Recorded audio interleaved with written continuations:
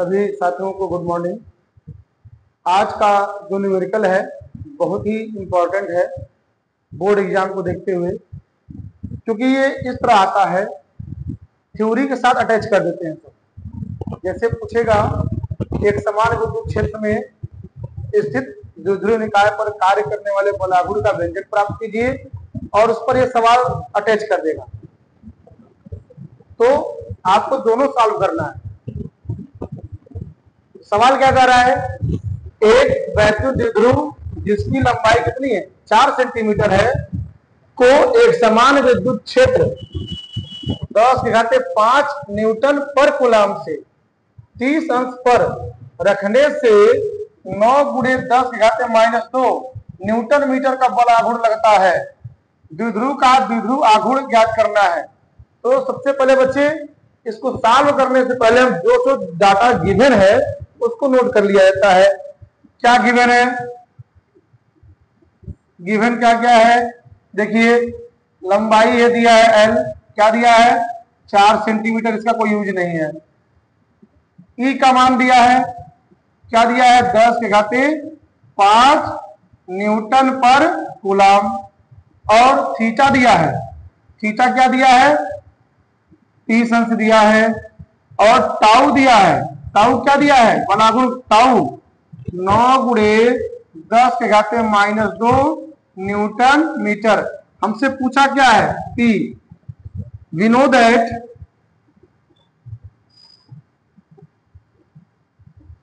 Tau is equal to pi sine theta. अब इसमें मान रख देते हैं, तो हमारा जो मिलेगा टाउ की वैल्यू क्या दिया है 9 × 10⁻⁻2 बराबर पी निकालना है, हमको फाइंड करना है, इंटू ई।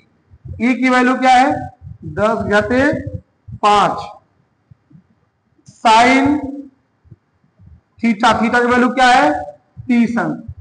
तो 9 × 10⁻⁻2 बराबर पी इंटू 10⁵5 गुणे साइन 30 का मान होता है 1/2, साइन 30 का मान 2 का गुणा इसमें कर दो, तो 9 × 2 × 10⁻⁻2 ये बराबर पी इंटू 10⁵5।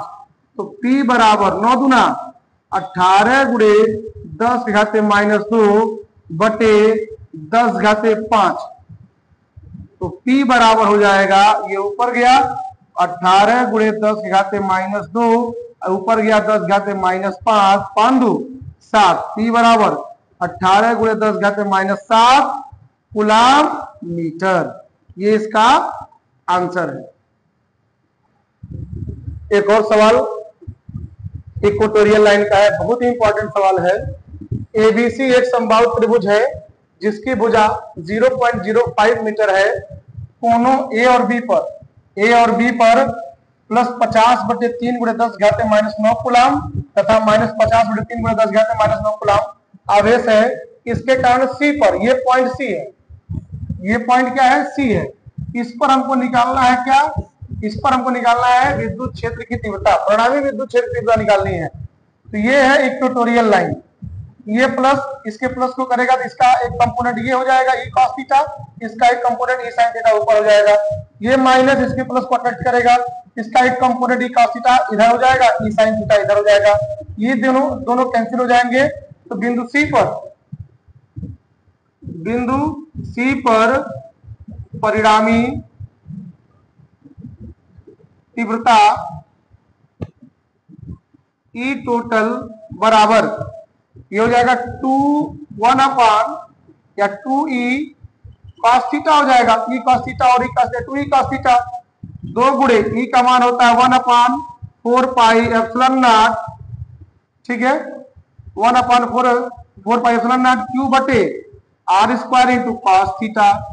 अब यहां देखिए 2 गुणे इसकी वैल्यू होती है 9 × 10⁻9 गुणे क्यू का मान को एक ले लीजिए 50 × 10⁻⁻9 आई बटे 3 है ना, इसके बटे हम 3 यहां लिख देते हैं, इंटू r² है, r का मान क्या है 0.05 इसका स्क्वायर इंटू cos, और cos का थीटा का मान क्या है 60 डिग्री। तो ये हो जाएगा 2/3। याद रखिए ये तो कैंसिल हो गया, 9×5 = 45 गुणे 450 बटे, याद रखिए इसको लिख सकते हैं 5 × 10⁻², इसका स्क्वायर, 60 कमाने बटे 2 हो जाता है। तो 2 × 450 बटे 3 × 5 = 25 गुणे 2 दूना 4 -4 × 1/2 है, 2 से 2 कट गया। अब याद रखिए 5 × 25, 5 × 9 = 45, 90 हो गया।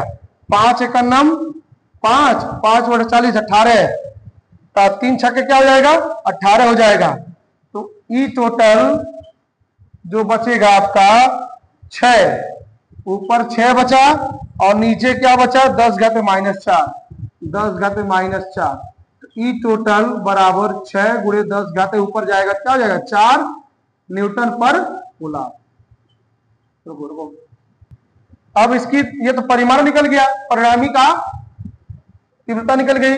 अब इसकी दिशा देखिए, ये डायपोल है, माइनस से प्लस बनता है ना, इसके विपरीत दिशा में, यानी ए बी के अलावा दिशा जो हो जाएगी ए बी के अलावा